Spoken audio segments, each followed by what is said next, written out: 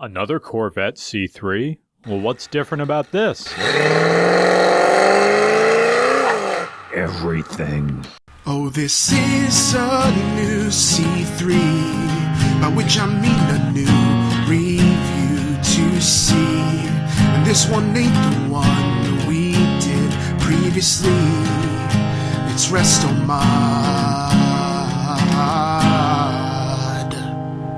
This is a 1977 Corvette, and when you see it in passing, it looks clean and simple and, probably restored, but not a whole lot. This isn't what it seems. This car belongs to my good friend Neal. Yes, the Real Neal. The man who rescued the vagabond Falcon on its maiden voyage home. Neal, my friend since undergrad. He built this, and we're gonna show you everything about it.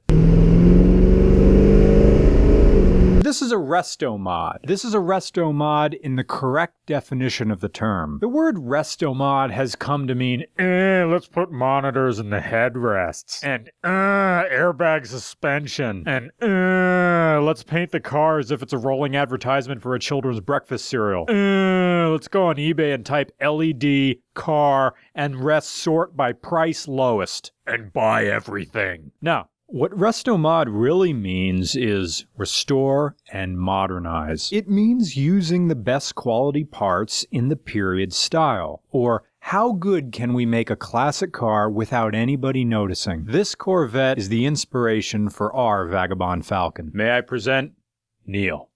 This is a 4-bolt main out of a 1979 1500 series van, but the heads on it are from a 69 Z28 Camaro. So they're high flowing heads, new Edelbrock intake, Edelbrock carburetor, you know, just gives it a little bit more zip than clearly factory was. When you fill this, you got to have one hand here, right, and the other hand holding the... I have a towel, right, and I take the cap off and I put it on the towel and then I'm holding it over my shoulder, and yeah, not... So originally this was a red interior. The car was white from the factory with a red interior. I converted everything over to black when I bought it. The carpets were a disaster. They were actually yellow instead of red. So obviously, like we said, it's a bit of a resto mod. So that makes it okay to not be fully 100% numbers matching factory original. Right. So once the bloom is off the rose a little bit, it frees you up to relax. Absolutely. So some of these panels are dyed or painted black. Some of them are actually black. So this piece here was a new old stock that I found at Carlisle. These are, all of this comes off. Back in the day when you had the screws just exposed. That's it. And you just, you need a new piece, pop, pop, pop. Now what's this little, is that for my feet down there? It is, yep. Can I pull that? Sure. All right. With my Falcon, you don't get this. You have to reach down and open that thing by your hand. So this was a factory air car. You can see it's got AC options. There is no AC in this car anymore. I took all the guts out from under the hood. It still has the vents here and here. This side is painted. I just haven't put the new one on yet. New black steering wheel, new black dash cover, and obviously new black carpet. The seats, they were red. Now they're painted, sorry, not painted, they're recovered in black. I did that as part of the restoration. Now, when we talked about before, when we had a previous C3, and I joked that there is no trunk, there is no trunk. That's it. Here is what you get underneath, and you can see it does go pretty far back there, but it is very much a, if you like your Honda CRXs, you'd be right at home in this, because this is about the same amount of space as a CRX. Now, what's under here? Go ahead, pull it. That's the battery there. Ah. So that area back there is actually meant for T-top storage. Right? So the T-tops come off, slide them into bags, and put them back there. I have one of our fans has a 78. Yep. And he has, I think, a 4-speed in here. Yeah. So and it's a two-tone, which means something. Or maybe it just means a two-tone, and that was maybe for...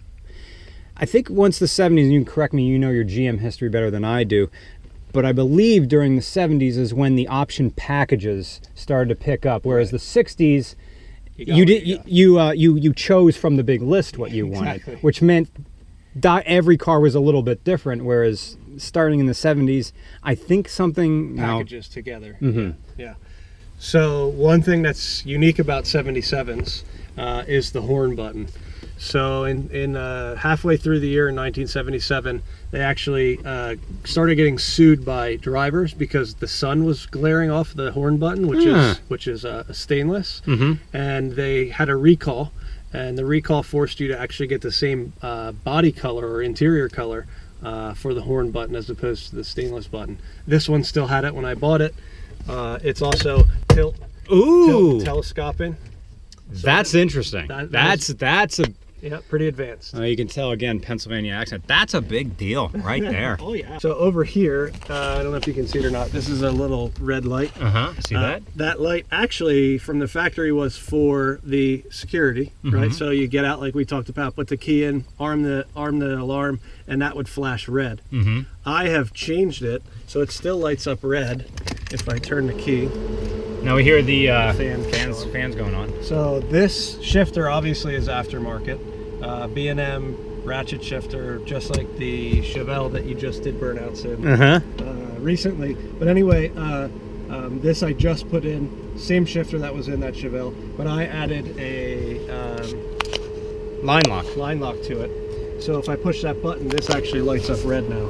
So that when the line lock goes out, it stops your rear brakes? Correct. So you press the brake, hit the line lock, let go of the brake, and the only thing that's still grabbing is the front brake. So you still have your foot on the brake? Let go of the brake. Oh, it's just holding this thing through There's a solenoid inside okay. that blocks the fluid from the solenoid to the brake calipers, and then when you let go, the rears will obviously release. You can do big smoky burnouts. Right, and not burn up your brakes as some people do. When they do that, the torque of their engine is making the rear spin, and it's also cooking their rear brakes. Exactly. Yeah, that's how fires start. And this is my reverse if I pull out. Yeah. So same thing. This doesn't move. I gotta attach that still, but pull this up.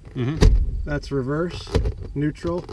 That's third gear or drive, and then I can ratchet through the gears. That's first, up to second, back into third, pull this back up and go to park. Now, if I'm in third, I can't get to reverse. I can go to neutral, but I can't get to reverse without going back. Pull it up and then push it. To get it back into regular drive, what do you do? If you've been kind of goofing around down here. So if I'm in first, you just push it up 2 times. Okay, and now the third is also the drive. Yeah. Okay. Yep. It's making a big case to put one of these in the Falcon. Although we have the AOD transmission, and that's just a regular out of a thing, and I wonder if something like this would hurt it.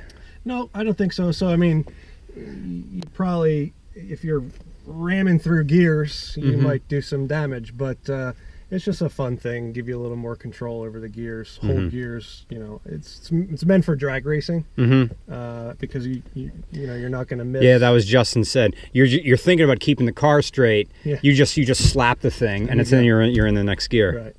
So this whole piece is rubber, right? It's flexible. This is the factory bumper.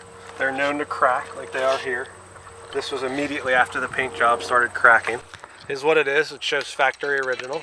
They sort of cracked like that. They never really lined up and fit right from the factory. But a lot of guys will take fiberglass molded bumpers, get rid of the seams, glass them all in.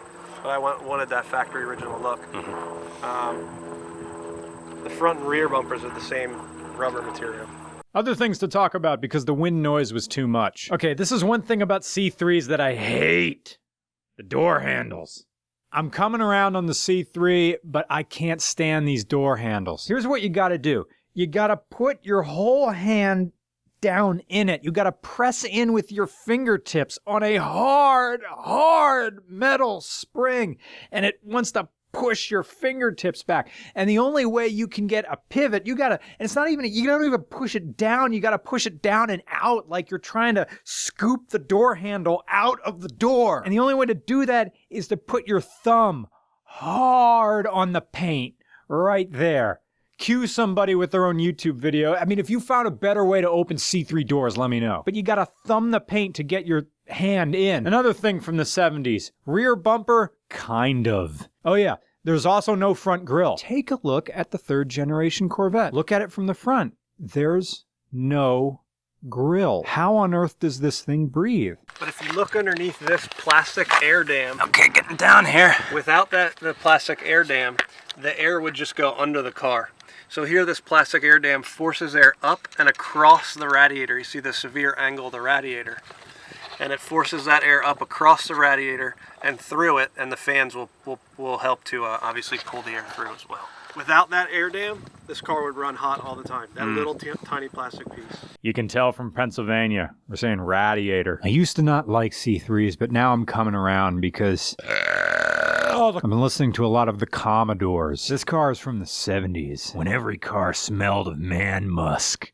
And the cologne used to cover up said musk. People muscled their way across 4 lanes of traffic, not even bothering with a middle finger on the way past, because my car is a middle finger. Back in the 70s, you could at least say that the people cutting you off were driving cars with character. But now you've got Corporate Craig and his Infiniti G35 with a bumper sticker crowing about their honor roll middle schooler, and 100 tiny bird poop stains that he never bothers to clean, because a car is just an appliance to him, so he never notices. To him, a car is just a couch from getting from point A to point B, as effectively and as aggressively as possible. And he sucks down his Cafe Americano and blasts NPR wearing a single-breasted suit and a smug grin that says, if I were any more of a dick, I'd be giving an AMA on Reddit right about now. Corvette C3, a car as distinct and familiar as the Empire Carpets jingle. 77 was also the last year for this back window on the C3. After 77, starting in 78, you had a sloping rear deck. It got more fast-backy. And 1977 was a strange year for everything. It gave us Star Wars and Close Encounters of the Third Kind, but it also took Elvis Presley and Bing Crosby from us, implying that the comforts of the post-war era were slowly vanishing while modernity began to creep in, intrusive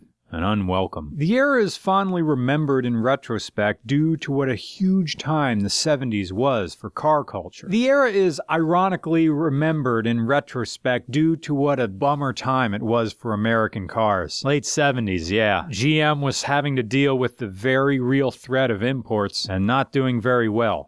But the C3 soldiered on. And although the C3 catches hell from contemporary Corvette enthusiasts for overstaying its welcome in the market, there's a distinctive pull about the C3 that's unmistakable to a Corvette guy. No matter how hard you might try to resist it. Sometimes you face your demons, and sometimes the demons win. Generally, Corvettes inspire a brand of savage loyalty in its consumers, which is why Corvettes are still so popular, and why we still come back to them. They're more popular than the kid who saw how the fight started in school. And like the story of that fight, a Corvette enthusiast is probably going to add things to it. Although the look of the Corvette has evolved over the years, the C3 has an aesthetic that calls to mind a nostalgia for an unobtainable past. Corvettes cannot and never will go back to being like this, and looking like this, and sounding like this.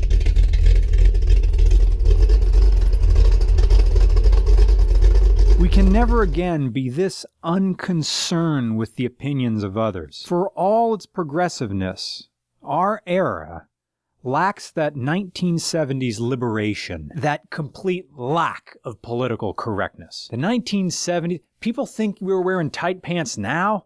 Go watch glam rock. The Corvette C3 is a guy with a Stratocaster and long hair and a big old dick print right in your face, daring you to look away. This car is an emblem of something we've lost in the transition toward a more civilized society, which is why the C3s are beginning to become a commodity again. This is our American past.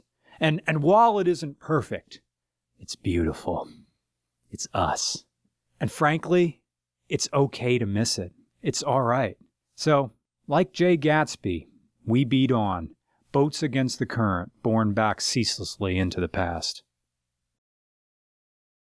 All right, Roman back in the rap game, taking it a little slower. I'm on that Mason Bethany flow. Restomod, it means restore and modernize. Review is tackled by 2 Ford and Honda guys. Check out the C3's instrument clusters. It's about to take wing like it's at Dave & Buster's. I'm deep in the cut, cause I keep in the cut. But if you mess with C3's, I'll be deep in your butt. You can go alert your local constabulary, cause the Roman got a big vocabulary. And I analyze the risk like an actuary. But you know I make that money flow vocabulary. Put the slick in dyslexia, I'm the head of the class. I put the cap in captain and put the cap in your ass. Put the bias in phobias and the sin in sincere. I put the other in brother and the year in the year. I put the semen in endorsements and the rough in the row. I put the charm in Charmander and oh god I can't stop. I put the rage in beverage and somebody help me, Jesus please. I can't stop these stupid phrases, holy jeez. I put the angst in gangster, somebody call the police. I put the wank in wanker, I'm serious, I need the authorities. The bong and bongos and the eaten uneaten. For the love of God I can't stop, I can't take it anymore. Michael Keaton, help me stop rhyming. Help me stop rapping. Help me stop making puns, it just has to happen.